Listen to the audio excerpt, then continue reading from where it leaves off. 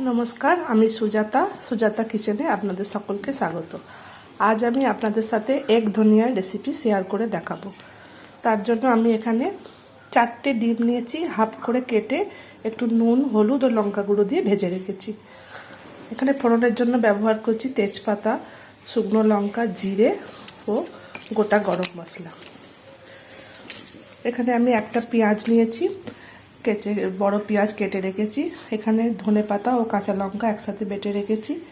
আর এখানে নুন, হলুদ, লঙ্কা গুঁড়ো ও জিরে গুঁড়ো নিয়েছি, স্পাইসেস হিসেবে অ্যাড করব। দেখুন, এই রেসিপিটা আমি সরষের তেলে করব। আমার সরষের তেল গরম হয়ে গেছে, আমি এবার ফোড়নটা অ্যাড করে দেবো।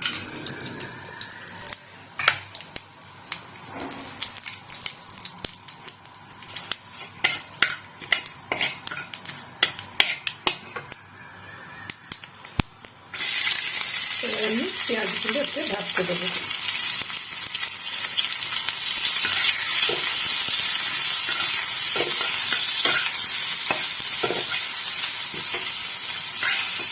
একটা জিনিস আপনাদের দেখাতে ভুলে গেছি, আমি একটু টমেটো অ্যাড করবো ও একটু আদা রসুন বাটাও অ্যাড করবো। পেঁয়াজটা আমার ভাজা হলে একে একে টমেটো আদা রসুন বাটাটা মিক্স করে দেখাচ্ছি।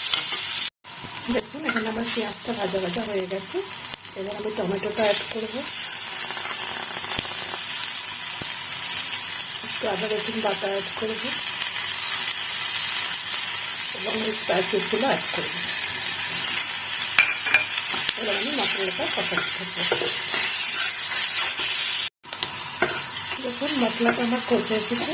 এবার আমি এই ধনেপাতা বাটাটা অ্যাড করবো।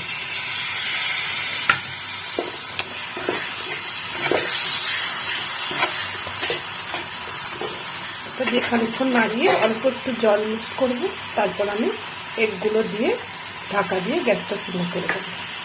দেখুন, আমার ঝোলটা কষে এসেছে, ধনেপাতা দিয়েও হয়ে গেছে। এবার আমি একে একে ডিমটা অ্যাড করে দেবো।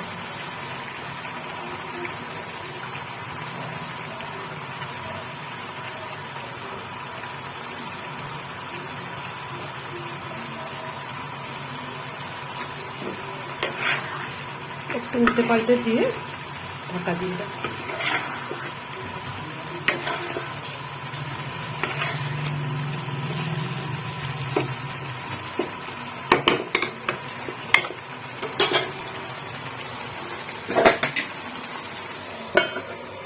দেখুন, এখানে আমার এক ধনিয়া একদম রেডি হয়ে গেছে।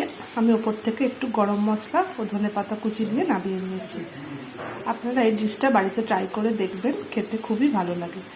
আমার রান্নাগুলো যদি আপনাদের ভালো লেগে থাকে তাহলে চ্যানেলটিকে সাবস্ক্রাইব করে পাশে থাকবেন।